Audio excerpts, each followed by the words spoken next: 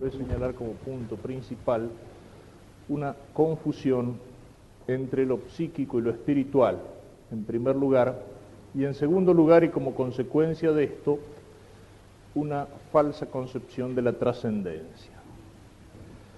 Para resumir estas dos cosas, en la primera recurro a un texto que, por lo menos los que han tocado estos temas en clase lo conocen, pero no está más recordarlo, de Claude Tremontin, su libro La mística cristiana y el porvenir del hombre, donde distingue los planos. Recordemos que en el hombre hay como una triple dimensión, o sea, aquello que de alguna manera llamaban los hebreos el basar, el nefesh y el ruaj, o para decirlo en lenguaje paulino, el cuerpo, el alma y el espíritu. No ponemos en el hombre una dimensión trifásica, pero esta distinción triple tiene importancia porque aún siendo el alma una y simple, el alma tiene como dos caras o dos aspectos, ¿cierto? Una es en cuanto que es ánima, es decir, en cuanto que cumple la función de informar o de animar al cuerpo. En este sentido es que San Pablo habla de los hombres, el hombre animal, como suelen traducir en la Escritura, que es incapaz de las cosas del espíritu. No se refiere a la pura animalidad, sino que habla del hombre psíquico. Esa es la expresión paulina, es decir, el hombre psíquico, al cual contrapone el hombre espiritual. Es decir, una cosa es el alma en cuanto que mira hacia abajo, en cuanto que cumple la función de animar y de informar al cuerpo. Una cosa es el alma en cuanto que tiene presencia, sobre todo en las facultades de conocimiento sensitivo, memoria, imaginación, etcétera. Y otra cosa es aquello que llaman los místicos, la parte superior o la punta más fina del alma, que es el lugar de la vida espiritual, es el lugar de la gracia, es el lugar de la presencia de Dios. Y es necesario distinguir claramente estas dos cosas, porque de la confusión de ambas precisamente nacen todas las formas, todas las falsificaciones del neoespiritualismo. Yo creo que esto tiene lugar tanto en lo que vamos a ver ahora como en lo que va a tocar después el padre Ramiro al hablar de los movimientos carismáticos. En los dos casos creo que se da esa confusión. Tremontin señala esto muy bien, citando a San Pablo, Corintios 2, el hombre que es simplemente psiquismo no acepta lo que proviene del Espíritu de Dios, no puede captarlo porque hay que enjuiciarlo con criterios espirituales. Y dice más adelante, el orden de la mística cristiana es el orden espiritual. El psicólogo, el psiquiatra y el psicoanalista en cuanto tales no son competentes para juzgar el orden propiamente místico, porque dicho orden es la comunicación por Dios, que es espíritu, al hombre capaz de aceptarlo, de una ciencia que se refiere al porvenir del hombre, a las transformaciones radicales que el hombre tiene que sufrir y consentir para acceder al fin último destinado por Dios. La antropología cristiana distingue cuidadosamente el orden psicológico, que es el orden psicosomático, y el orden espiritual en el sentido en que acabamos de exponer. Advirtamos que el psicólogo en cuanto tal no es competente para decir si es verdad o no que el hombre es un animal capaz de pasar del orden estudiado por él, el orden psicosomático, a un orden ulterior que la teología llama espiritual. El psicólogo lo más que puede es darse cuenta de que sus análisis no lo atan todo por la parte de arriba, que algo se le escapa en el dinamismo de la persona humana. Dicho de otro modo, que su ciencia no constituye una antropología exhaustiva. Para que el psicólogo comprenda por medio de algunos ejemplos el nudo de la cuestión, digámosle de paso que para la teología cristiana, para toda la tradición mística cristiana, la fe, la esperanza y la caridad no son realidades psicológicas, no pertenecen al orden psicológico, sino al orden espiritual. Y ello significa lo siguiente: la fe es la inteligencia comunicada por el Espíritu de Dios, la caridad es el amor creador comunicado por Dios, que es espíritu. La esperanza es una espera que contra toda esperanza humana, contra toda probabilidad humana, confía en Dios creador para la victoria final. Esto no depende del temperamento, de la complexión fisiológica, del estado nervioso, de la psicología. Se puede ser optimista e incluso un infeliz optimista, como suele decirse, Se puede ser de un natural optimista y no tener ni un grano de esperanza en el sentido teológico del término. Se puede ser profundamente neurasténico, como decían nuestras abuelas, y conservar, sin embargo, la esperanza sobrenatural. Se puede ser de un natural bonachón y no tener la caridad sobrenatural. Se puede ser duro por naturaleza, como Santa Teresa afirma de sí misma, y estar informado por el amor creador de Dios. Y como señala más adelante, toda la doctrina espiritual de San Juan de la Cruz consiste precisamente en esta distinción que supone una purificación. Ese es el primer punto que hay que tener en cuenta para las dos charlas de esta tarde. Y el otro es el de la trascendencia. Alguna vez hablando de que el hombre está llamado a ser más que hombre, es decir, está llamado por Dios a un destino sobrenatural, mencionaba aquella frase del padre Castellani en Conversación y Crítica Filosófica, capítulo dedicado a Freud, con motivo de la muerte de Freud, y que Castellani denomina non tantum in memoriam sed in redemptionem, tratando de salvar, digamos, algunos elementos del método psicoanalítico, donde por ahí compara el camino de Freud con el de Santa Teresa. Y dice que mientras Santa Teresa penetraba más profundamente en las moradas interiores del castillo, encontraba más luz. En cambio, dice Freud, mientras más profundamente penetra en el interior del hombre, encuentra más inmundicia. Y se pregunta Castellani, ¿quién tiene razón? Dice, quizás los dos.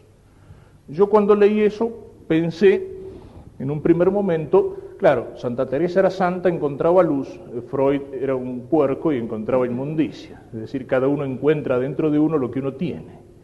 Pero después, pensándolo bien, creo que no es así.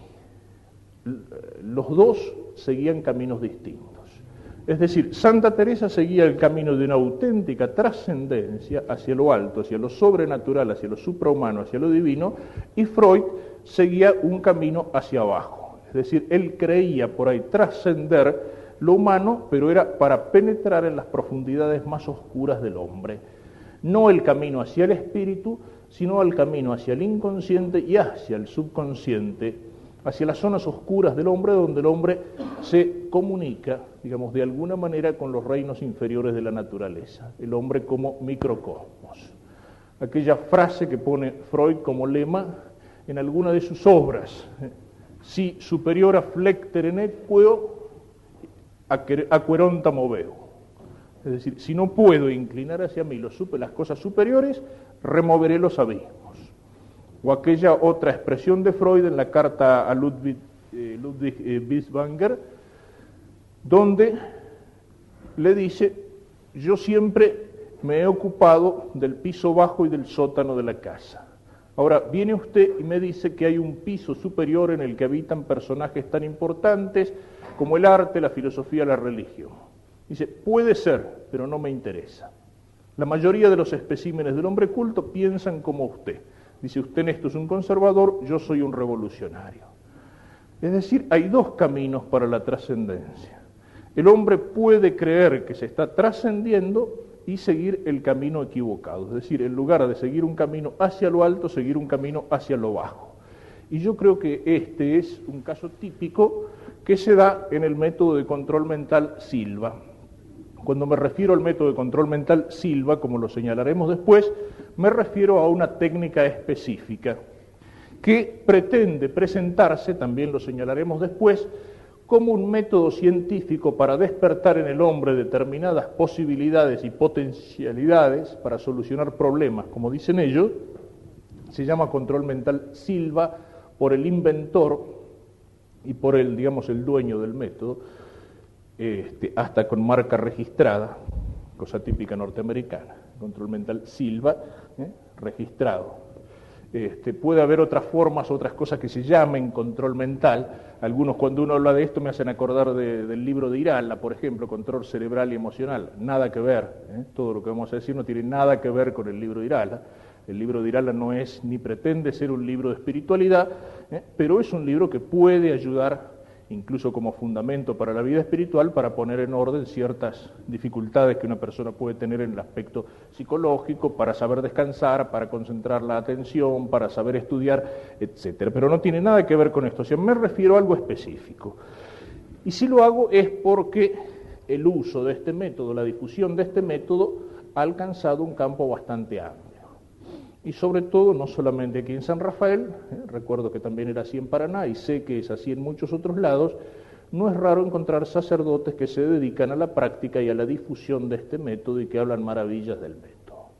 Como veremos después, eso resulta absolutamente ininteligible. La afirmación a priori que hago es que este método no solamente no es, digamos, un método puramente científico, sino que es una forma de neoespiritualismo, y de neoespiritualismo falsificado, y que si se extiende de la manera que se extiende es precisamente porque viene a ocupar un vacío, el vacío que deja la falta de una espiritualidad verdadera. ¿Qué es el método? No voy a entrar en todos los detalles, pero sí es importante explicar algunas características fundamentales, y para eso he hecho este cuadrito, que es el cuadrito con el cual trabajan en los primeros pasos de la enseñanza del método Silva. Se lo puede encontrar en los libros, yo aquí lo he copiado. Este método distingue en el hombre distintos niveles de orden psíquico, y para esa distinción se basa en el electroencefalograma, cuando el electroencefalograma aplicado al hombre mide lo que podríamos llamar las pulsaciones cerebrales, o, por comparación con el teléfono ahora, o lo que llaman en el método de control mental Silva, ciclos por segundo. Hay una determinada cantidad de ciclos por segundo que responden a distintos estados o a distintos niveles de conciencia en la persona. El primero de esos niveles, que gira más o menos desde los 14 ciclos hacia arriba, alrededor de los 21 ciclos o pulsaciones por segundo, es lo que llaman el nivel beta, que corresponde en el hombre al nivel de la acción y en parte del pensamiento, y corresponde al nivel exterior consciente. Es decir, a menos que alguno no haya terminado de despertarse de la siesta, todos los que estamos aquí nos encontramos en este momento en nivel beta, de modo que si nos colocaran un electroencefalograma en el coco, estaríamos funcionando alrededor de los 20 ciclos. Por debajo de ese nivel, los ciclos o pulsaciones del cerebro van disminuyendo, y entre 7 y 14, con eje en las 10 pulsaciones, se encuentra lo que llaman el nivel alfa, y esto es fundamental para el método Silva. Incluso en el lenguaje de ellos, uno puede decir que en qué consiste. El método Silva es un método para aprender a funcionar en alfa, o ponerse a nivel. Ponerse en alfa, ponerse a nivel. Ponerse a nivel consiste en aprender a funcionar en nivel alfa. Este nivel es lo que llaman un nivel interior consciente, que corresponde al estado en que se encuentra una persona cuando recién se despierta o cuando se encuentra en un nivel de sueño liviano. Por debajo de ese nivel, el nivel Z, en griego, el nivel Z, que gira entre los 4 y los 7 ciclos o pulsaciones por segundo, y que pertenece a un nivel de sueño profundo. En estos dos niveles podemos encontrar el lugar donde se mezcla la conciencia con la inconsciencia a nivel alfa, y el nivel que podríamos llamar el nivel del subconsciente. Por debajo de todos esos niveles, entre 0,5 y 4 pulsaciones, si las pulsaciones son 0 no está en el nivel disjunto, el electroencefalograma plano, existe el nivel delta, que es el nivel que corresponde al inconsciente. Bueno, esta es la distinción de niveles que hacen. A este nivel beta, es decir, nivel exterior consciente, hombre que funciona plenamente despierto, corresponde el mundo físico, los sentidos exteriores. Estos, digamos, los de control mental hablan de que hay sentidos interiores también que se encontrarían aquí, de los cuales los exteriores serían solo una prolongación, y este nivel corresponde a las limitaciones del tiempo y del espacio. En cambio, cuando uno penetra en los conscientemente en los niveles del subconsciente, se encuentra no en el mundo físico, sino en lo que ellos llaman, y aquí empieza la confusión que señalábamos al principio entre lo psíquico y lo espiritual. Ellos dicen, estos dos niveles subconscientes corresponden al mundo espiritual, y es un mundo de fenómenos subconscientes, de fenómenos psíquicos, no espirituales. Y aparte de eso, al llamarlo mundo espiritual, el penetrar en este nivel, nos empezamos a encontrar con lo que señalaba al principio. Hay como una trascendencia invertida, no hacia las cumbres del espíritu, sino que ellos, por trascendencia, por superación del hombre, entienden descender a los planos interiores del psiquismo humano, los planos oscuros del psiquismo humano. Y en este nivel permanece mucho de misterio, pero lo volveremos a retomar al principio, porque precisamente ellos ahí encuentran, digamos, en el centro más oscuro del inconsciente del hombre, encuentran lo que nosotros diríamos la trascendencia. Sería como encontrarse en la punta del espíritu con Dios, en lo más alto. Para ellos se da aquí. En este nivel no existen la distinción del tiempo y del espacio.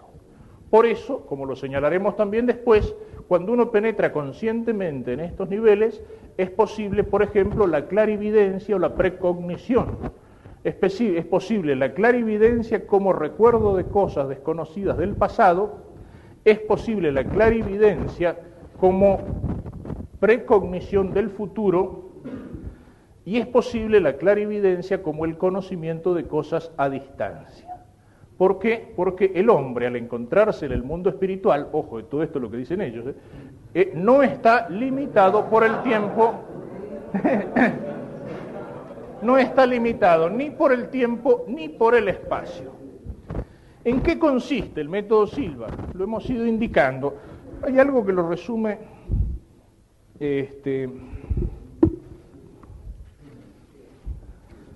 explicando un poco, digamos, señalando un poco el señor Silva ha adaptado libremente conceptos de las enseñanzas orientales y occidentales, pero el resultado final es esencialmente norteamericano. Es decir, este curso, al igual que su fundador, es totalmente práctico. ¿Y en qué consiste la praxis de ese curso? Consiste en que el hombre aprende a penetrar en estos niveles del subconsciente, en los cuales normalmente se encuentra o semidespierto o en estado de sueño, aprende a penetrar conscientemente en el subconsciente. Esa podría ser la definición del método Silva. Es un método que nos ayuda a penetrar y a permanecer conscientes en el nivel subconsciente.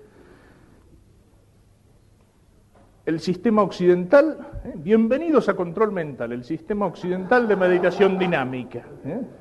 Es el aprendizaje que se desarrolla para poder emplear el subconsciente conscientemente.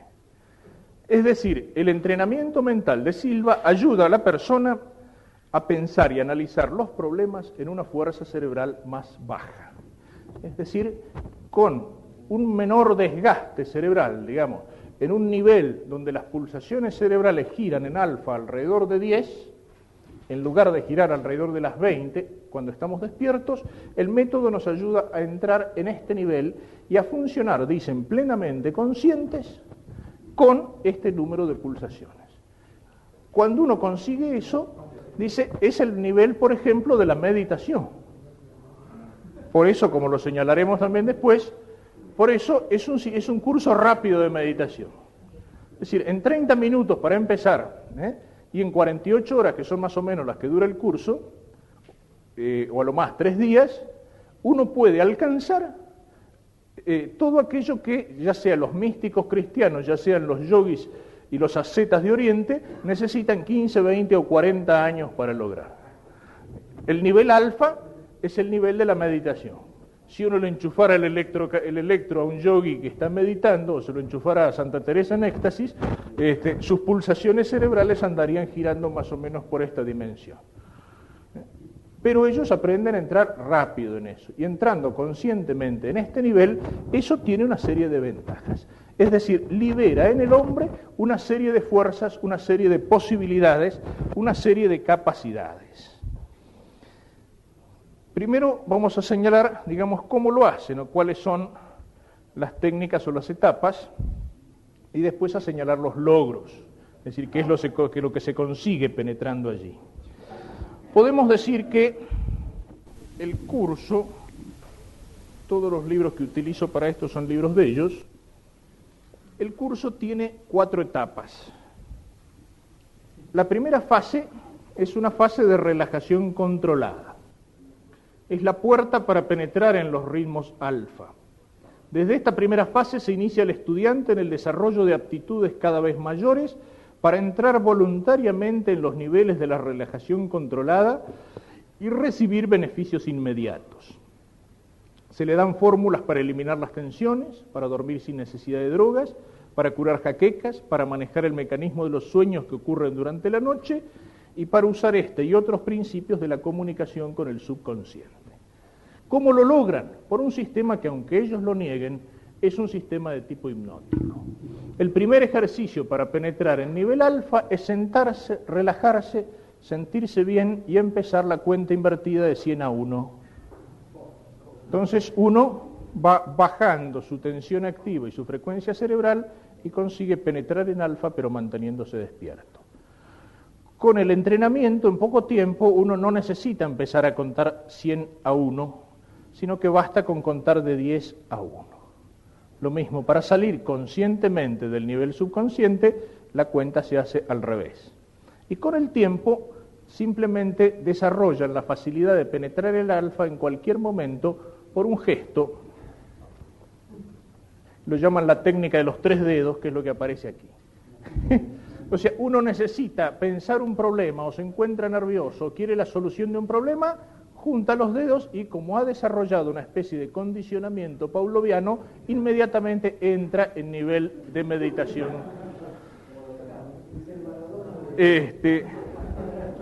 Eso es lo que principalmente se enseña en la primera fase. Si tuviéramos que resumirla, es una técnica de relajación que va unida a una especie de autohipnotismo. Va unida a una técnica de autohipnosis.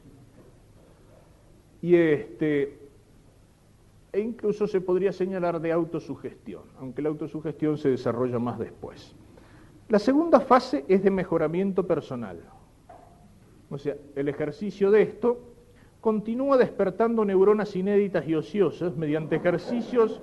Aquí entra la imaginación, que es algo fundamental en el método, por eso digo que es una técnica de autosugestión. Métodos de imágenes para aumentar la memoria, técnicas para concentración y retención de los estudios, bases para la solución de problemas propios y ajenos, el uso de la intuición para tomar decisiones acertadas y métodos de establecer programaciones benéficas para los hijos. También se instruye al estudiante en la técnica de levitación de mano y anestesia de guante. Son técnicas que entran en el lenguaje un poco esotérico de estos tipos y que consisten en formas de dominio del cuerpo. La anestesia de guante, por ejemplo, es el eliminar el dolor que se siente en alguna parte del cuerpo. Y se adiestran los poderes de la mente para plasmar situaciones deseables y controlar hábitos nocivos como el del tabaco y el exceso de las comidas. Estas 2 fases todavía, en muchos de sus resultados, uno diría aquí no hay nada que uno no lo pueda encontrar en los libros de Irala. Es decir, técnicas de relajación, de autohipnosis y de sugestión que trata de desarrollar la imaginación y la visualización y que sirve para algunas cosas prácticas. Las 2 etapas siguientes entran ya en otros niveles más profundos, para ellos más altos, o sea, más altos para ellos, más profundos para el esquema que les hice antes, y que considero que son los donde la cosa se va volviendo verdaderamente peligrosa. Tercera fase, parapsicología y ESP. ESP o PES, PES en lenguaje parapsicológico significa percepción extrasensorial. O sea, entran todos esos fenómenos que estudian los parapsicólogos que como la telepatía, por ejemplo, la clarividencia, la precognición, la radiestesia, etc. Ellos usan las mismas iniciales, pero como consideran que este método es superior y que uno puede llegar al dominio de esas facultades, la clarividencia o lo que llamamos la transmisión de pensamiento es algo que se da en muchas personas, se da espontáneamente, entonces llegan a eso controlado, dominado, dirigido, según afirman. Entonces no lo llaman percepción extrasensorial, que es una cosa pasiva, sino que lo llaman proyección efectiva sensorial. Es decir, la saben manejar y la pueden utilizar. Después veremos para qué. Penetración de la mente, recuerden lo que decíamos antes, el hombre como microcosmos, en los aspectos más profundos de su psiquis, de alguna manera toca o entra en comunicación con los reinos inferiores de la naturaleza. Porque encerramos en nosotros el reino mineral, en nuestra composición física, el reino vegetal en nuestra vida a un nivel vegetativo y el reino animal, en fin, asumido y trascendido, pero de alguna manera lo contenemos. Penetración de la mente a los reinos de la naturaleza, proyección al interior de los metales, de las plantas y de los animales, despliegue de creatividad, formas mentales, el laboratorio y los consejeros. Este punto, que es importante, lo señalaremos un poco después. A través de la imaginación desarrollan la visualización. En esa visualización crean en un determinado momento lo que llaman un laboratorio mental. Y en ese laboratorio mental aparecen, al evocarlo, dos consejeros psíquicos, es decir, en la pantalla mental que uno ha provocado, acá estamos en la autosugestión galopante, uno masculino y otro femenino, que van a ser a lo largo de la vida de la persona sus consejeros y con los cuales ellos pueden ponerse en contacto con lo que llaman la suprema mente o la inteligencia superior y pueden requerir asesoramiento para cualquier decisión que tengan que tomar en su vida. Este punto ya entra en el peligro que señalaremos después por dos aspectos. Es peligroso el ponerse, digamos, sin muy buen entrenamiento. Es peligroso y sin una cosmovisión más amplia el ponerse a desarrollar facultades de tipo parapsicológico. Es un campo de experimentación oscuro y lleno de peligros. Lo de los consejeros, después lo señalaremos más claramente, es una técnica mediúmnica y que conlleva un desdoblamiento de la personalidad. Es decir, al menos una situación de tipo esquizoide. La cuarta fase, aplicaciones y pruebas finales. Proyección a la anatomía y mente humana, integración de las fases interiores y una impresionante prueba final que el estudiante se demuestra a sí mismo el dominio adquirido y el poder que ya tiene para extender ayuda a los seres queridos y a sus semejantes. Aquí entran en el visualizar y en penetrar, digamos, dentro de otra persona, incluso distante. Visualizando aprenden a reconocer, por ejemplo, las enfermedades o los problemas que esa persona tiene y utilizando activamente la proyección efectiva sensorial pueden energizar a la otra persona, es decir, darle fuerza para solucionar sus problemas e incluso lo ejercen de una manera principal en las curaciones. Es decir, lo que llaman los carismáticos la sanación, estos la ejercen a través de ese proyectarse en el otro, proyectarse como penetrar en el interior del otro para conocer los problemas que tienen y ejercer ese dominio de las fuerzas psíquicas para proyectarse en el otro y energizándolo, curarlo. Y trabajan mucho en el tema de las sanaciones. No de cerca, evitan la imposición de manos y todo ese tipo de cosas, porque como lo dice el mismo Silva, eso puede caer en curanderismo y bajo las penas de la ley. En cambio, el que yo trate de energizar a otra persona que se encuentra ahora en su casa, o que todos acá juntos concentremos nuestros poderes psíquicos para curar al tipo que se encuentra en su casa, eso no hay ninguna ley que lo pueda condenar.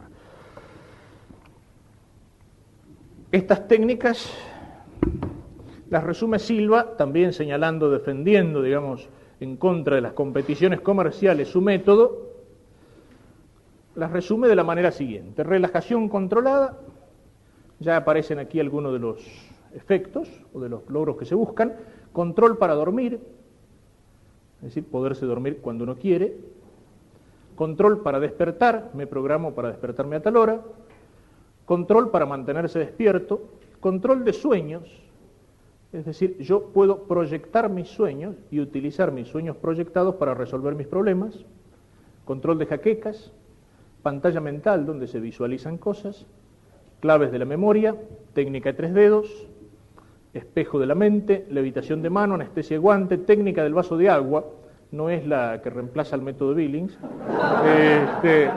sino es una técnica para solución de problemas, es decir, con la imaginación desarrollada y puesto en nivel alfa, antes de dormirme, coloco en el vaso de agua que tengo en la mesa de luz todos mis problemas ahí adentro del vaso. Entonces, duermo sin problema y los problemas, no sé si se resuelven, pero al menos se disuelven. Control de hábitos y de peso, proyección mental a su casa, proyección mental al nivel de los metales, uno penetra y se compenetra con un cubo de metal, por ejemplo, proyección mental al nivel de la vida vegetal, circulo por la savia de las plantas, florezco y doy fruto en las plantas, proyección mental al nivel de la vida animal, creación de un laboratorio mental para el trabajo psíquico, creación mental de consejeros masculino y femenino. En mi frustrado diálogo con el padre Chachón, cuando yo le hablé de consejeros masculino y femenino, me dijo, no necesariamente. Consejeros masculino y femenino en el nivel laboratorio, proyección mental al nivel de la vida humana y proyección mental para la detección y corrección de problemas en los niveles de la vida humana, animal, vegetal y de la materia inanimada. Es decir, desarrollaría en la persona una fuerza para influir, para proyectarse sobre los demás, para proyectarse en su vida. ¿Qué es lo que se logra? Si lo sintetizan cuando dicen, ¿cuál es el objetivo del método? Todas estas cosas, resolver problemas, solución de problemas. Es como el eslogan es como el eslogan del control mental. Es bueno aquello que resuelve problemas. El método es para resolver problemas. A ver. Lo que nosotros creemos es que, dice Silva, cualquier cosa que resuelva problemas debe ser buena. El criterio de verdad, como la praxis de la ortopraxis de los marxistas. En el método Silva consideramos que la realidad real y la verdad verdadera es únicamente aquello que al ser aplicado resuelve problemas para la humanidad. Los problemas pueden ser todas aquellas cosas que antes señalábamos por ahí. El bienestar, el éxito, la abundancia, los negocios, la educación. Es decir, en ese sentido es típico yanqui. O sea, es la trascendencia, pero al mismo tiempo es una trascendencia que me ayuda a andar bien en los negocios, a solucionar las tensiones, a vencer las neurosis, a adelgazar, etc. Eso es bien típico yanqui. Silva mismo lo resume también en la expresión el éxito. O sea, ¿cuáles son los resultados de ese ponerse en nivel alfa y desarrollar en uno esas potencialidades o capacidades? La buena salud. Las personas que han desarrollado, o sea, los graduados del curso, tienen buena salud, rara vez se enferman. Podemos ver fácilmente por qué esto es posible, ya que la salud es el resultado de la neutralización del efecto psicosomático que ocurre cuando se funciona en una frecuencia cerebral de 10 ciclos. Pero no solamente la buena salud, pocos accidentes. Andar en camioneta, maravilloso, sobre todo por la zapata. No explica por qué, pero rara vez se ven involucrados en accidentes. Buena suerte. Creemos que este factor y el anterior son atribuibles a la intuición naturalmente desarrollada. Rapidez en el aprendizaje gracias a una buena memoria, buenos hábitos en el dormir, ya decía, uno puede hasta programar sus sueños, facultades curativas naturales, facilidad de adaptación a cualquier ambiente o circunstancia, facilidad para despertarse en forma natural, capacidad para tomar decisiones correctas en la mayoría de las situaciones y habilidad para acertar y percibir información psíquicamente debido a una mayor intuición natural. Facultades curativas. Hay una correlación entre la pulsación de 10 ciclos, es como una varita mágica, y la interacción de las energías magnética, eléctrica y química. Los sanadores que son examinados mientras realizan la sanación se encuentran funcionando en la frecuencia cerebral de 10 ciclos. Pero... ¿Eso en 3 días parece que llega a nivel? sí, es buenísimo. Prácticamente todos los graduados que han hecho bien el curso, sí, todos.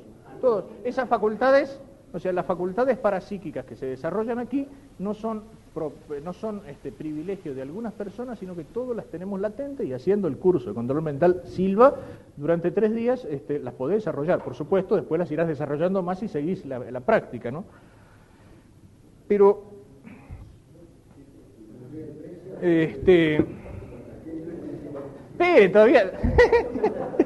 todavía hay más cosas.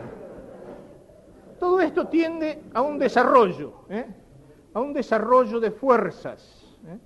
Usted acaba de echar a andar fuerzas que trabajarán en su favor, y entonces las coincidencias se acumularán. Ellos usan también mucho la palabra coincidencia, es decir, uno proyectando su intuición y proyectando las energías que actúan sobre los demás y sobre la materia, entonces se le presentan una serie de buenas situaciones que es lo que ellos llaman coincidencias, para no decir milagros. De esta manera, usted se volverá cada vez mejor y mejor, para usar una frase que tiene significado especialmente rico para los que participamos de control mental. Tim Masters, un estudiante universitario y taxista de Fort Lee en Nueva Jersey, utiliza el tiempo que espera entre un pasajero y otro para meditar. Cuando el negocio local no marcha bien, coloca una solución en su pantalla mental. Una persona cargada de maletas que quiere ir al aeropuerto Kennedy. Las primeras veces que lo intenté no sucedió nada, después ocurrió. Apareció un hombre cargado de maletas que quería ir al aeropuerto Kennedy. En la siguiente ocasión coloqué a ese hombre en mi pantalla, experimenté esa sensación que se tiene cuando las cosas están dando resultado y apareció otro hombre cargado de maletas que iba al aeropuerto Kennedy. Funciona el método. No solamente eso, sirve para sacarse la lotería.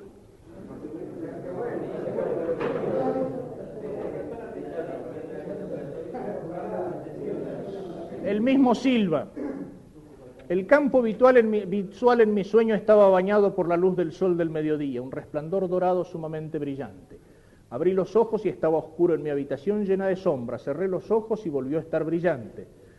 Repetí esto en varias ocasiones, ojos abiertos, oscuro, ojos cerrados, brillante. En la tercera o cuarta ocasión vi 3 números, 3, 4, 3. Bueno, justo de casualidad, viaja con un amigo, cruza la frontera, Laredo, y allí encuentra el billete, 3, 4, 3. Y 373, billete completo. Unas cuantas semanas después me enteré de que había ganado $10.000. De alguna manera yo había establecido contacto con la inteligencia suprema. Al ubicarse en el campo espiritual, la inteligencia suprema le dijo: compra el billete que termina en 373. Cualquiera que piense que todo esto no es más que una coincidencia, estaría en apuros para explicar un hecho sorprendente que se puede constatar. 4 graduados de control mental en Estados Unidos también ganaron en lotería por medio del uso de otras técnicas que yo desarrollé más tarde. Son Regina Fornecker de Rockford, quien ganó Illinois, que ganó $300.000. David Sikis ganó $300.000, bueno, etcétera. Sirve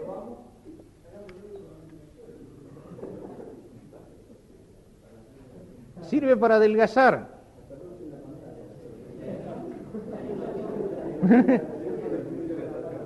Técnica trascendental para vista. Encuentre una fotografía suya de cuando estaba tan delgado como le gustaría estar ahora. Tacto. Imagine cuán tersos se sentirán al tacto sus brazos, sus muslos y su vientre cuando vuelva a estar delgado. Gusto. Imagine los sabores de los alimentos a los que dará mayor importancia en su nueva dieta. Olfato. Imagine el olor de los alimentos que comerá. Oído. Imagine lo que dirán aquellas personas que son importantes para usted acerca de su éxito al bajar de peso. Bueno, como eso sirve para el matrimonio, como eso sirve para los negocios, para la vida la armonía conyugal. Para eso sirve, leo algunos textos para que no crean, posiblemente, leo algunos textos para que no crean que estoy exagerando, porque sirve para la paz del mundo. No es la paz de Cristo en el reino de Cristo, sino la paz del mundo en el reino de Alfa. Resulta ahora que esa paz que el hombre encontraba como la única salvación ante el peligro que lo amenazaba, era nada menos que la convivencia humana, era la fraternidad entre los hombres, era la tolerancia racial, era el respeto al derecho ajeno, era en fin el amor a nuestros semejantes.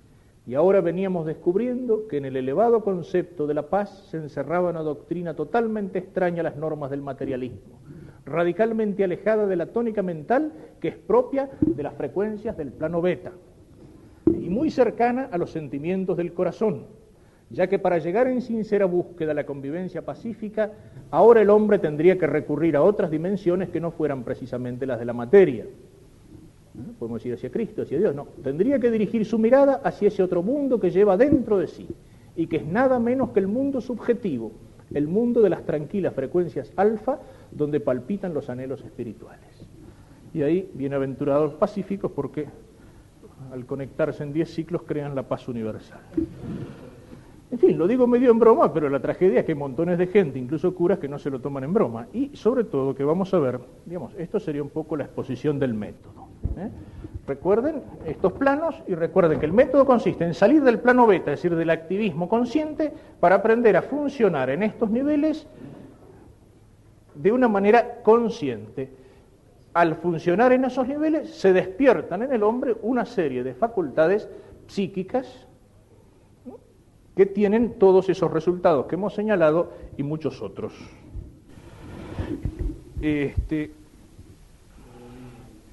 Todo eso, si quedara, digamos, en los primeros planos, se podría decir, bueno, es una técnica como tantas otras, de saber descansar, de saber relajarse, de saber aprovechar ciertas...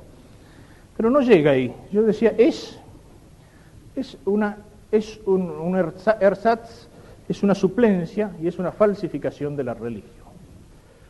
Y esos son los elementos que voy a señalar ahora. En primer lugar, el señor José Silva, un chicano de California, es decir, californiano de origen mexicano. Este libro, escrito por él, Reflexiones sobre el método Silva de control mental, tiene el prólogo escrito por una señora Rosa Argentina Rivas Lacayo, que viene a ser como una hagiografía de José Silva. En general, cuando uno toca este tema, dicen es una cosa científica, nada que ver con lo religioso.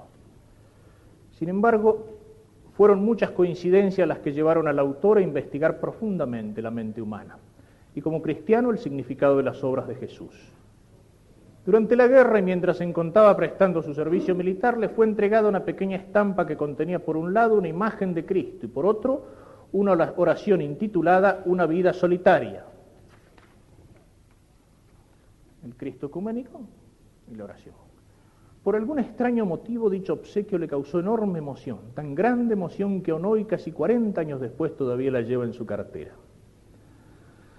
Empieza a estudiar, digamos, no tiene escuela, aprende a leer, incluso le enseña a los hermanos a leer mientras él trabajaba para ayudarlos, y se mete a investigar por cuenta propia en temas de psicología y a practicar la hipnosis, y por ahí descubre su método. Tiene el corso mental que suele encontrarse a veces en los autodidactas que han aprendido mucho sin guía. Pero eso puede decir, bueno, un autodidacta más en los Estados Unidos que tanto les gusta la cosa. No. Un día en el año se encuentra con reproches de su familia por esos sueños, pero también un día en el año de 1949 decidió abandonar su trabajo guardando sus libros en la parte más oscura de una bodega.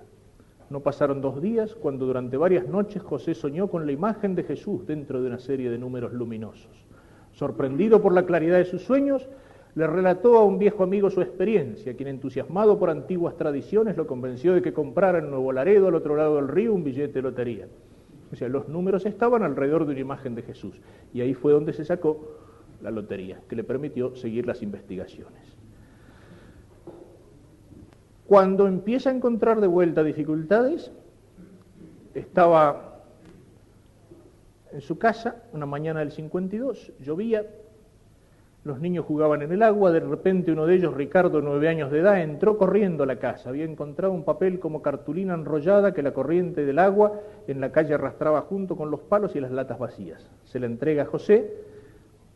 José se dio cuenta que la cartulina estaba completamente seca Intrigado desarrollé el papel, encontré en él la impresión de una pintura de Cristo y después de observarla detenidamente regresé a mis libros y documentos para continuar en mi sendero.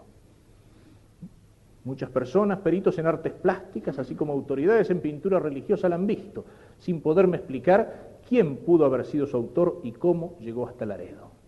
Entonces toma lo suyo como una misión espiritual. De alguna forma se ha manifestado su retorno a este mundo y con ello me he atrevido a contestar afirmativamente, considerando que su retorno, es decir, la segunda venida de Cristo, consiste y significa el remembrar sus revelaciones y emplearlas en soluciones prácticas de los problemas. Es decir, la vuelta de Cristo se consigue mediante el método de control mental que ayuda al hombre a solucionar los problemas. En el mismo libro se considera como un instrumento de la suprema inteligencia y considera que tiene que difundir su mensaje a todas las naciones. Uno de sus principales colaboradores en este libro Psicoorientología dice que ha venido a traer la luz y hablan de él llamándolo José como un personaje extraordinario. Lo más fantástico de mi vida fue el encuentro con este hombre maravilloso que está por encima de todos los sabios y de todos los hombres. Emilio Guzmán, otro de los dirigentes, lo llama taumaturgo.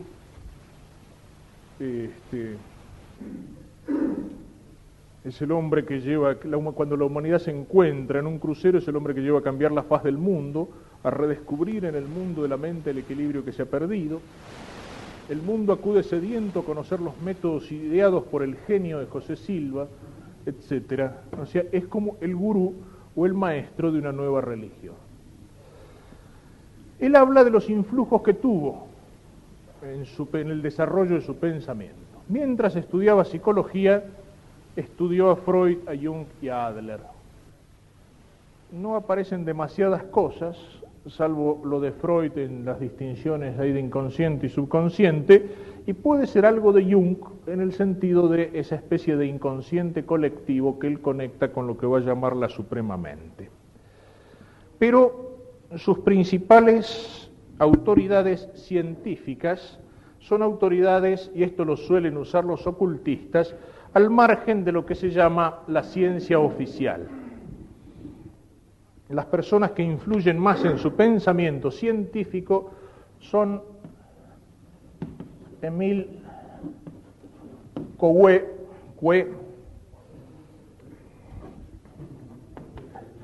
Phineas Parcus Quimby, no sé cómo se pronuncia eso en inglés, y Mary Baker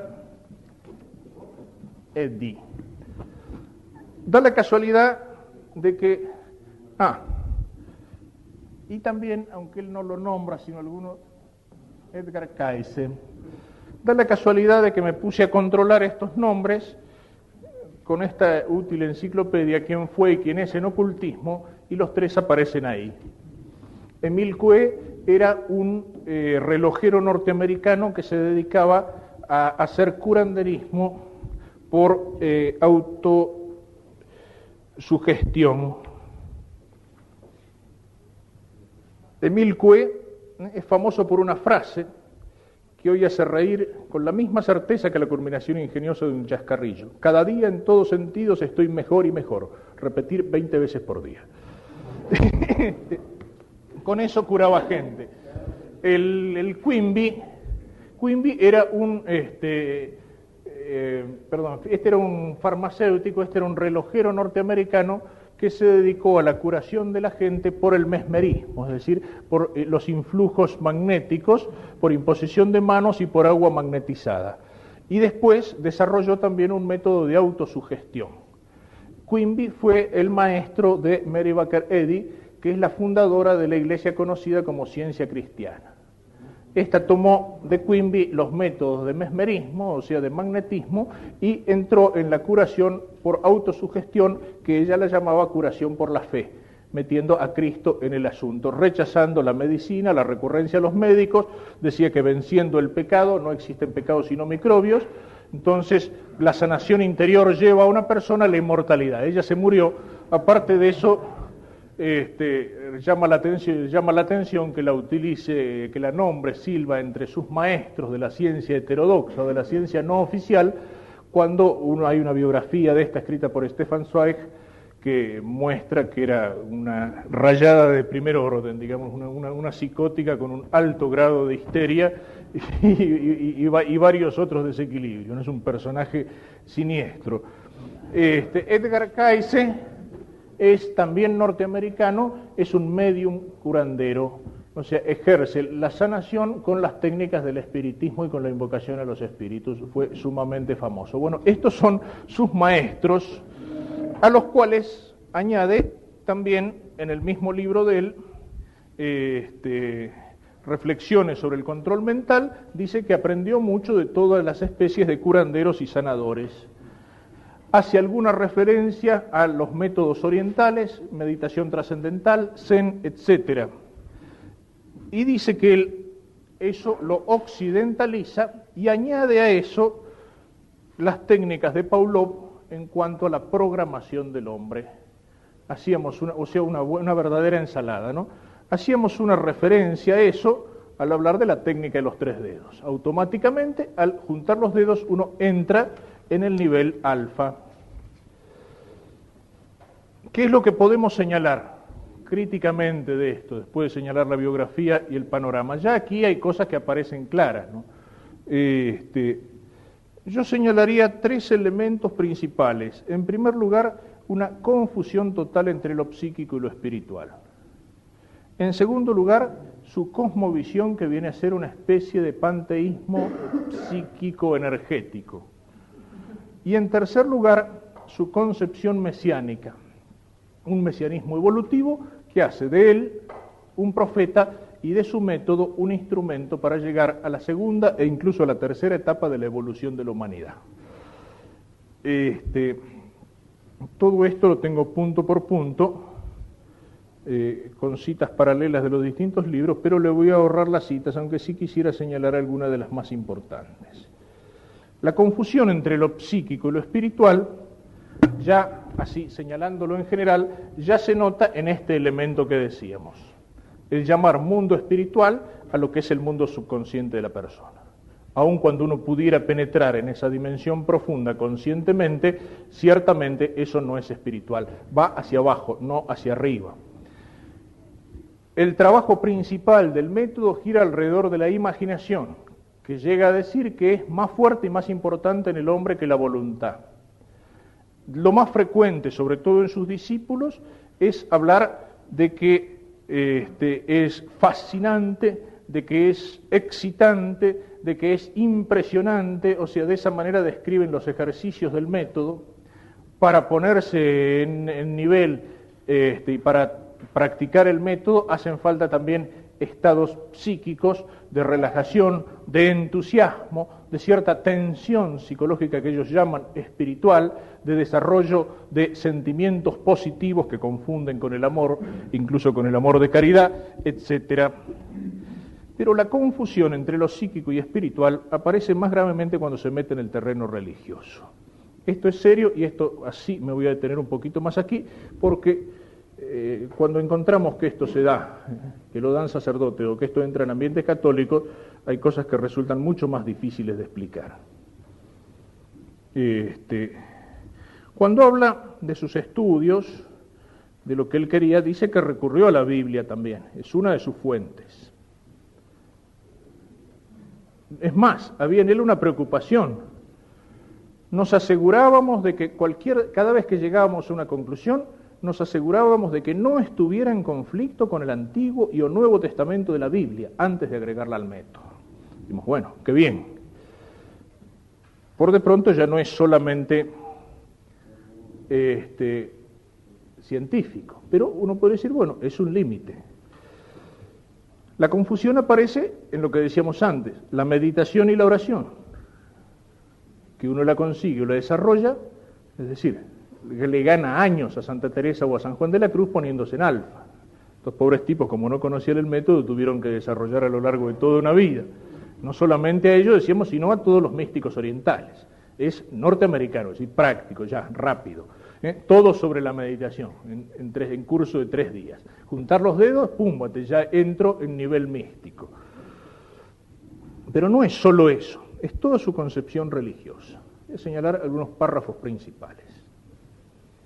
En lo referente al estudio de los principios de todas las religiones, hubo un tiempo en mi vida en que me preocupó el hecho de que yo era católico simplemente por haber sido concebido por padres católicos.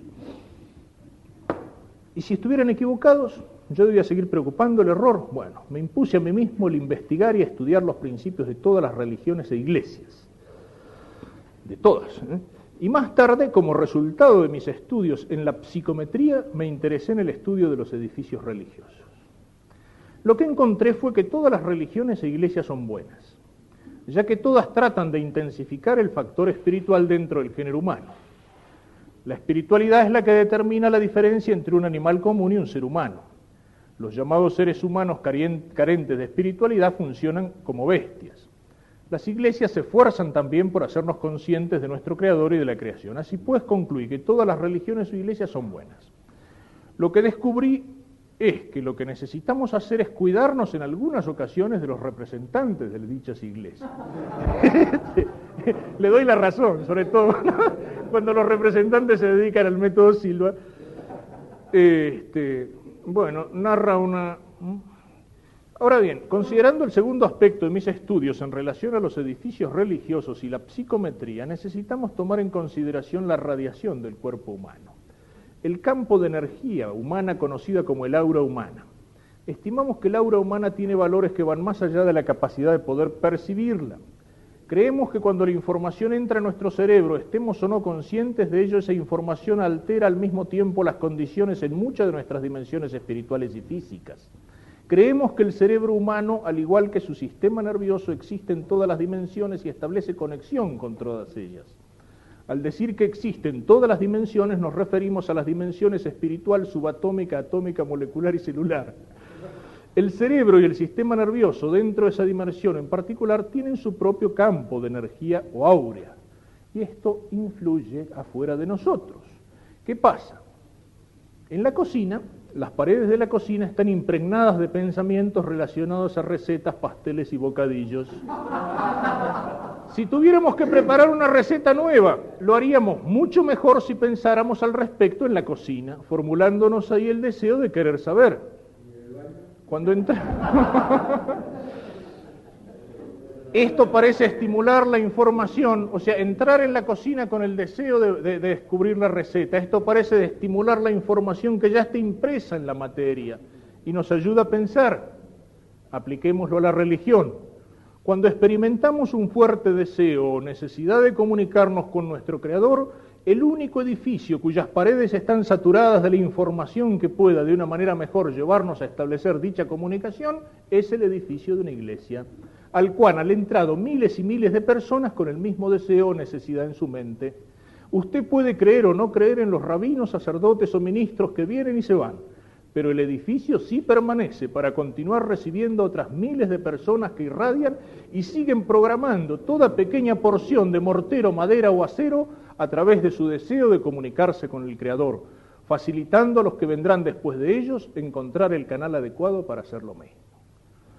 Creo que la confusión entre lo psíquico y espiritual aquí está bastante clarita, pero vamos más todavía a Cristo. El nivel de estudio que corresponde al número 3 se refiere a Jesús, llamado el Cristo, quien, como hemos dicho, fue conocido en su época como un rabino judío a quien se le acredita la fundación de la Iglesia cristiana. Al estudiar las enseñanzas de Cristo y al relacionarlas con los descubrimientos de nuestra investigación, encontramos estrechas similitudes. Cristo habló sobre un reino celestial que estaba dentro de nosotros, al cual él llamó reino de los cielos. Y en relación a esto descubrimos que podemos considerar a la dimensión subconsciente que está dentro de nosotros como ese reino, a la vez que igualmente encontramos que ese reino dentro de nosotros está relacionado con la frecuencia de 10 ciclos. Así, la recomendación de Cristo de buscar primero ese reino interior y que de ahí todo lo demás nos sería dado por añadidura es semejante a encontrar primero la frecuencia cerebral de 10 ciclos para funcionar en ella, de donde todo se hace más fácil de obtener. Cristo dijo que no habría nada oculto que no llegara a ser revelado.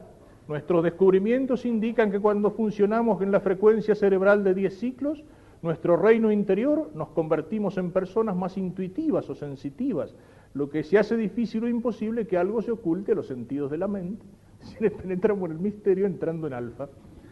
Cristo dijo, les envío sabios y profetas, y encontramos que la información profética se percibe siempre en forma intuitiva.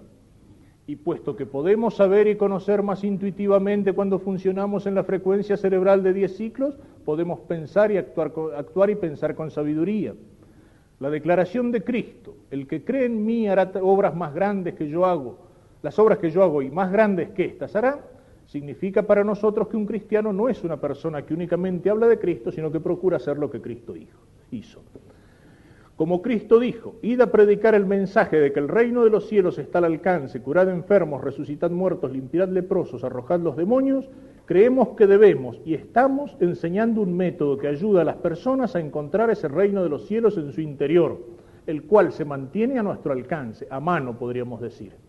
¿Qué fue lo que dijo Cristo que podíamos hacer una vez que estuviéramos en el reino interior? Cristo nos instruyó para que resolviéramos problemas, al decir curado enfermos, etc. Nosotros, cuando pensamos y actuamos a partir de ese reino interior en una frecuencia cerebral de 10 ciclos, funcionando en un estado de perfecta conciencia, estamos haciendo exactamente lo que Cristo dijo que debíamos y podíamos hacer.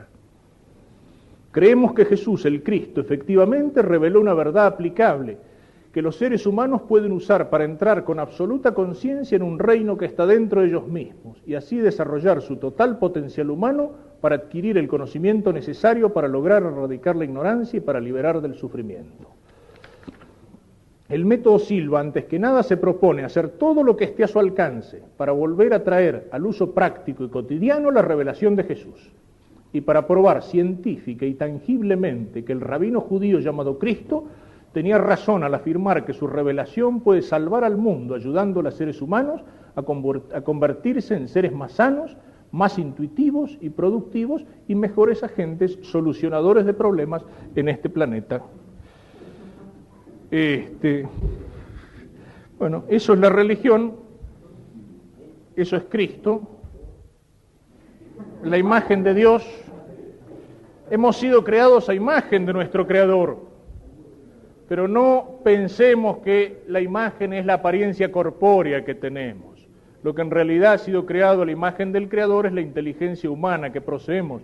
Y es esta inteligencia en el nivel humano la que posee la facultad programadora, meterse en 10 ciclos y funcionar, etc. Es decir, hay una inversión total, llama profetas a los que anuncian el método.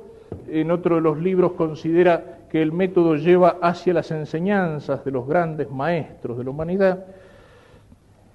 ¿Cuáles son los umbrales que pisan los hombres más evolucionados? ¿En dónde están los superhombres que marchan ya el plano superior hacia el cual marcha la humanidad? No podemos menos que recordar a los seres que han dejado profundos surcos, como los avatares en la historia de la humanidad. Avatar, en el lenguaje hindú, la divinidad suprema que se encarna, mostrando cuál es el camino a seguir. Confucio, Mahoma, Buda y sobre todo aquel que nos envolvió en el prodigio de su aureola y dejó tan honda huella a nuestro mundo occidental, Cristo. Cristo es un avatar. Cristo anuncia un reino, ese reino está dentro de nosotros y entramos en el reino cuando, con las técnicas de Silva, nos ponemos a funcionar en alfa, es decir, cuando penetramos en nuestro subconsciente. El segundo aspecto que decíamos de crítica es el panteísmo psíquico. Lo voy a resumir porque se me hace un poco tarde. En algún momento hablando él habla de que el método por ejemplo, cuando se sacó la lotería viendo las cifras, había entrado en contacto con la inteligencia suprema o con la suprema mente. En algún momento dice, esta mente, lo digo por la fe, dice, no es Dios. Dios es otra cosa, a Dios me dirijo por la oración, a la mente me dirijo poniéndome en contacto con ella. Sin embargo, en otro momento le da a la suprema mente características divinas. Es la inteligencia suprema, que todo lo sabe, es la inteligencia amorosa, todopoderosa, dice que no se puede hacer un mal uso de esas energías o potencialidades que uno desarrolla, porque cuando uno está en alfa se encuentra en contacto con la Suprema Mente y no hay nada malo que pueda salir de ahí, lo cual se le puede poner un gran signo de interrogación, porque precisamente personas que desarrollan determinado tipo de capacidades psíquicas o parapsicológicas pueden usarlas para el mal. Es todo el terreno de la magia, es todo el terreno de la brujería, es todo el terreno del quimbanda y de todo ese tipo de cosas. No son fuerzas sobrenaturales. Sin embargo, va a afirmar después, todo es mente, todo es energía. Es decir, su concepción del mundo es que todo es energía y esa energía es energía mental. Por eso el hombre, aprendiendo a dominar su energía mental, puede influir sobre todas las cosas del mundo y puede transformar la realidad. No hay ninguna cosa que podamos imaginar, dice, que no la podamos crear. Habla de que la mente del hombre es en nosotros como una chispa divina. Eso lo dice en 2 citas Guzmán. Es decir, la suprema mente está presente en nosotros como una chispa divina y nuestra mente, en última instancia, no se diferencia de la suprema mente. Por eso digo, toda la realidad es energía psíquica, nuestra mente es una chispa de esa energía y al entrar en el reino interior nos ponemos en contacto con la suprema mente, es decir, con ese Dios que llevamos dentro de nosotros.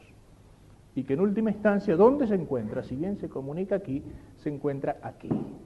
Y aquí es donde aparece el último punto que señalo entre las críticas, que es el mesianismo evolutivo. El control mental lleva hacia una nueva fase de la evolución de la humanidad. A ver algunos de los textos.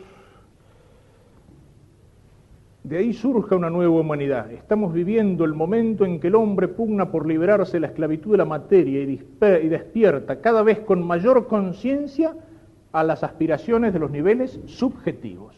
Y es en este silencioso combate donde José Silva, instrumento de las fuerzas superiores, ha traído al campo de batalla una importante iluminación al aportar las disciplinas y conceptos de control mental.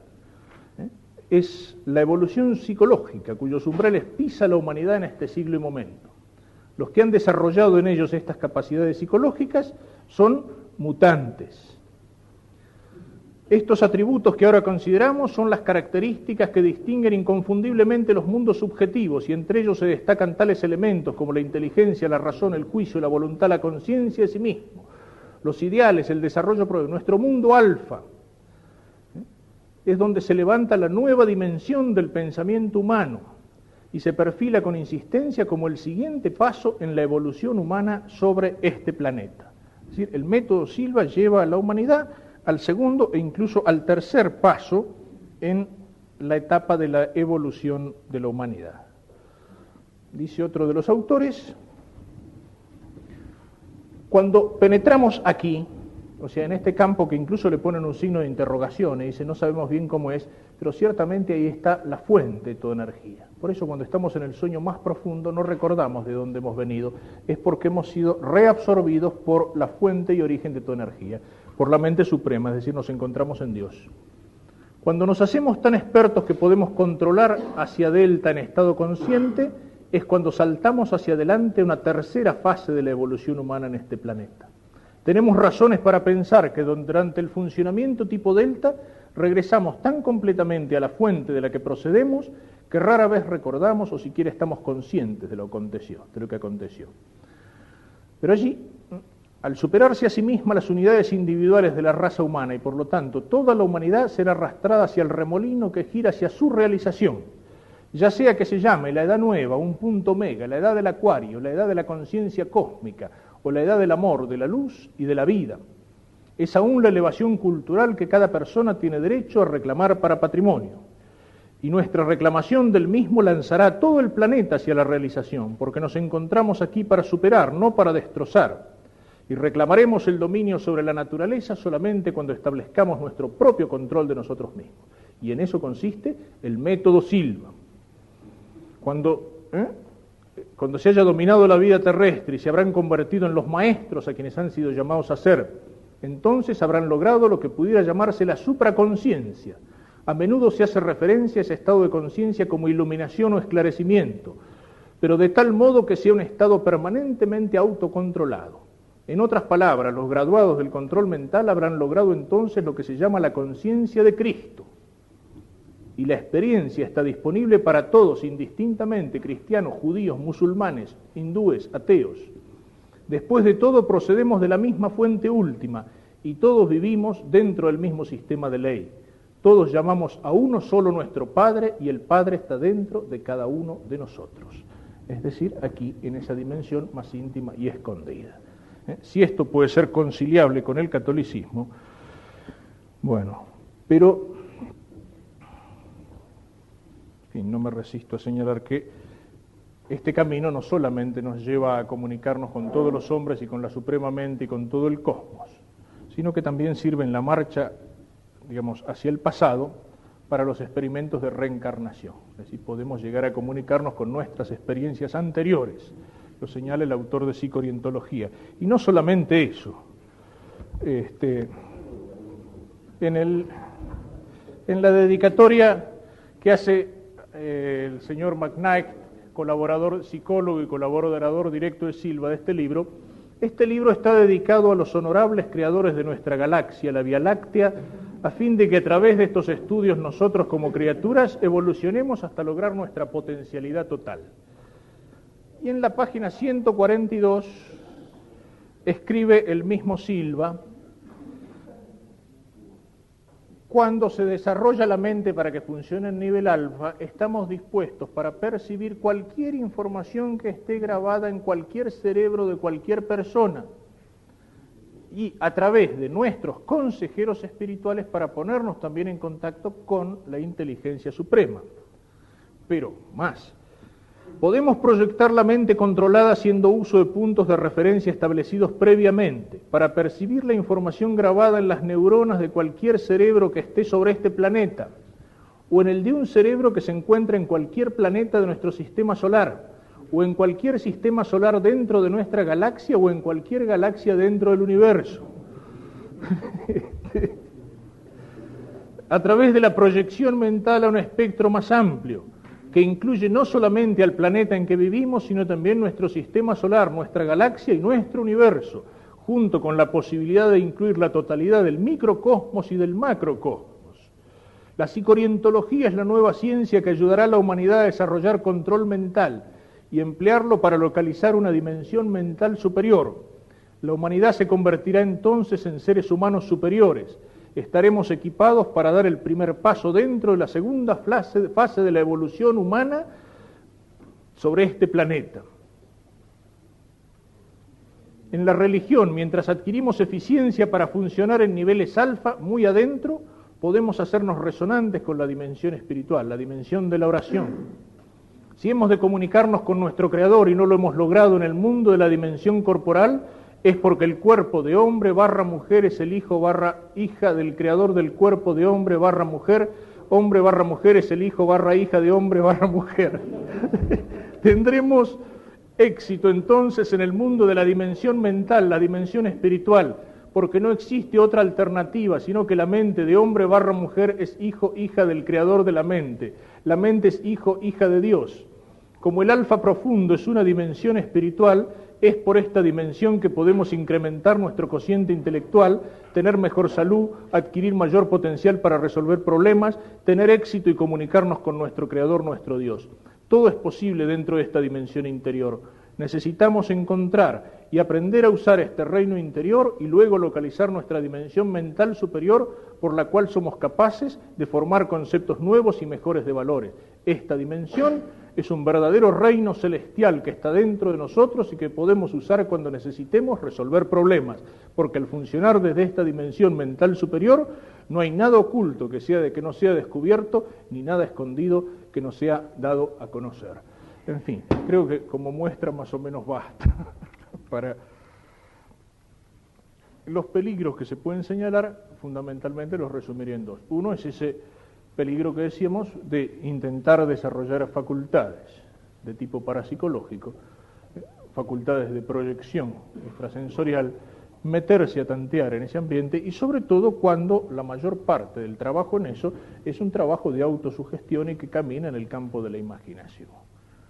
Silva dice que a nadie ha hecho nunca, que nunca se ha enterado de que alguien haya sufrido algo por su método o que le haya hecho daño. Yo sí empecé a estudiar el método, a leer un poco sobre el método, es precisamente por encontrar gente que había sido gravemente afectada en el plano psíquico por este método.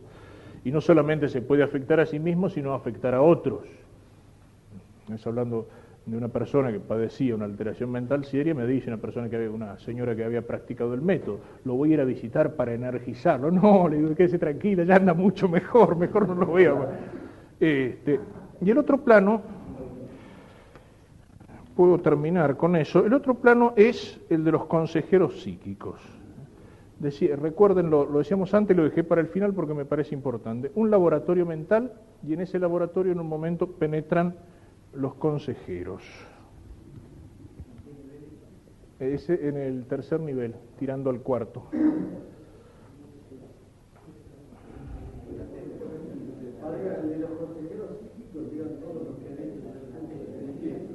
Sí.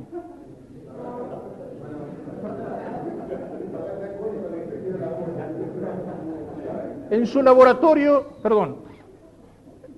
muchas de estas cosas tocan el disparate, incluso ese texto que leí último es del inventor del método, ese que decía hombre, barra, mujer, hija, que es la mente, que exige, es una gran, pero ese tipo, digamos, es el director de un método que está extendido por el mundo, que lo han practicado cientos de miles de personas y que se nos quiere decir que es puramente científico, que no tiene nada en contra de la religión ni en contra de la salud mental. Si esos son los tipos que guían a las personas para penetrar en esa profundidad, aparte que lo religioso, ciertamente una inversión de lo religioso. En su laboratorio, el laboratorio es como una pieza, como un laboratorio, cada uno lo construye en la pantalla visual a gusto, pero, dice, los instrumentos son simbólicos. Imagine una coladera fina para limpiar las impurezas de la sangre, un cepillo delicado para sacudir el polvo blanco, calcio, que se puede detectar en forma psíquica en los casos de artritis, lociones para llevar a cabo curas rápidas, baños para lavar los sentimientos de culpabilidad, un equipo de sonido con música especial para calmar a los desdichados. Y en un momento, experiencia fascinante, en su laboratorio evoca a dos consejeros, un hombre y una mujer. Antes de que se inicie su sesión de meditación se le dice que hará esto, y si es como la mayor parte de los demás estudiantes, tendrá una idea bastante firme de las personas que desea como consejeros. Muy pocas veces obtiene su deseo, pero casi nunca queda desilusionado.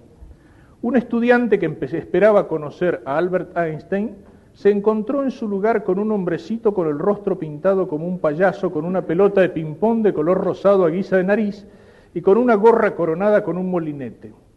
El hombrecito resultó ser una fuente confiable de consejos prácticos. Otro estudiante, Sam Merrill, quien escribió un artículo sobre control mental en la revista Time, evocó a dos personas por demás reales como consejeros, si bien su comportamiento estaba completamente alejado de sus verdaderas personalidades. En su laboratorio, el submarino Nautilus, escribe Merrill, un hombrecito en pantalones bombachos y una camisa de seda surgió de la cámara de descompresión. Era esbelto, calvo y gentil, con ojos como los de un venado de órbitas profundas. Mi consejero era William Shakespeare. Yo dije, hola, pero él no me respondió. Una voz incorpórea anunció que íbamos a bajar a tierra y Will y yo, ya entró en confianza con Shakespeare, y Will y yo saltamos de una escotilla a una playa desierta. En la playa conocimos a mi segundo consejero, Sofía Loren.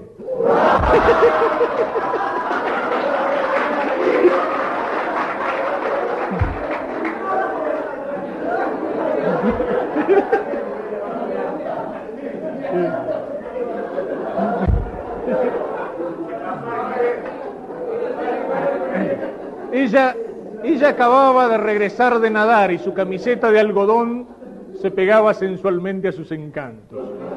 Ella también me ignoró al principio, pero se mostró llena de alegría al conocer a Shakespeare.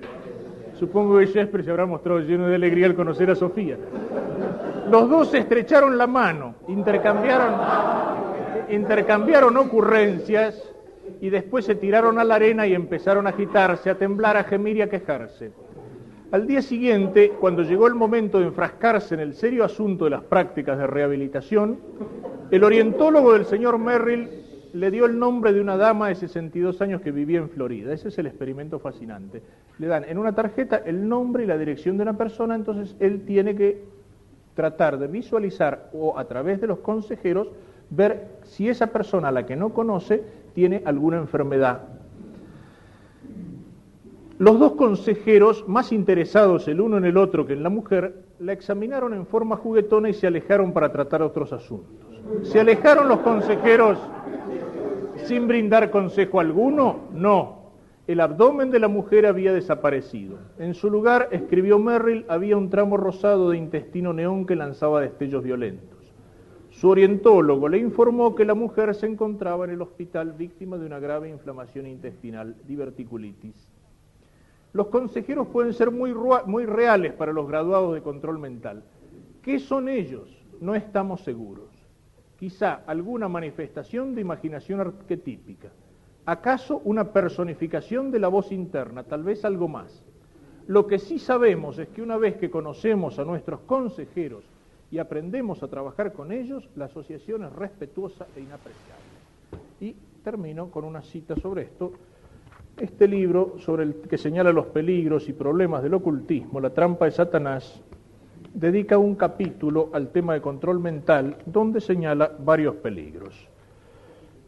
Concretamente, referidos a el desarrollo de facultades parapsicológicas y a los consejeros, la programación hipnótica destinada a expandir las facultades de PES tiene cierta similitud con los métodos utilizados para el desarrollo de la mediumnidad durante el estado de trance, especialmente la posesión por espíritus, propia de una mediumnidad de nivel inferior.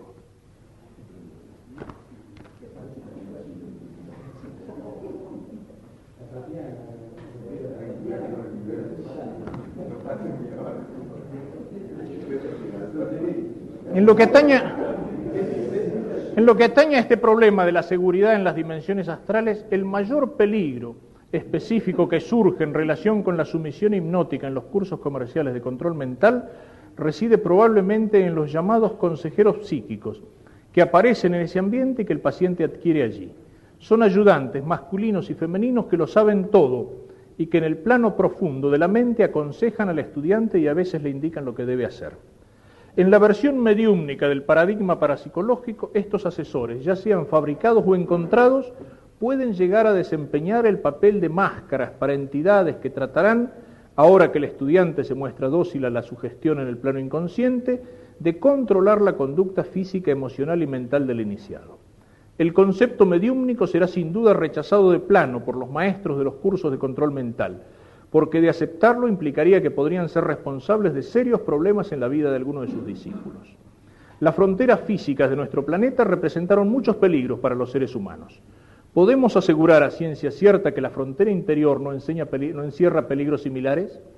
¿Es realista aceptar las garantías que nos dan los instructores de los cursos comerciales de control mental cuando aseguran que la invasión territorial de los planos astrales por parte de los seres humanos no entraña ningún peligro?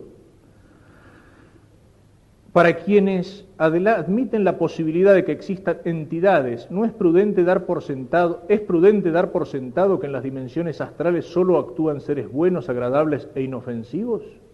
Esto sería una presunción verdaderamente tolemaica. Y habla de una posesión de tipo mediúmnico por obra de los consejeros. Cita la carta de un estudiante. Tal vez le interesa saber que en cuanto les hube comunicado a mis dos íntimos amigos la advertencia acerca de los ayudantes, ambos se dirigieron a sus centros de adiestramiento, es decir, a sus laboratorios mentales, y les dijeron que se marchasen. En los dos casos tuvo lugar un enfrentamiento muy rudo, pero a la larga positivo de las respectivas voliciones o algo por el estilo, y los ayudantes se mostraron muy hostiles y antipáticos. Sin embargo, finalmente se vieron obligados a marcharse. La esposa me contó más tarde que ya antes de que yo hablara con ellos acerca del asunto, le resultaba cada vez más difícil conciliar el sueño por la noche o descender al plano profundo, porque aparecían en su mente rostros hostiles o desagradables. Era un problema serio.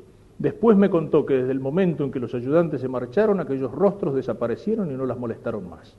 Fue una suerte para mis amigos que usted los pusiera sobre aviso. De un modo similar, uno de nuestros amigos de Bay Area, consultor de problemas religiosos y psicológicos, refiere que por lo menos una docena de sus clientes sufren de neurosis paranoide como resultado de haber seguido cursos de control mental.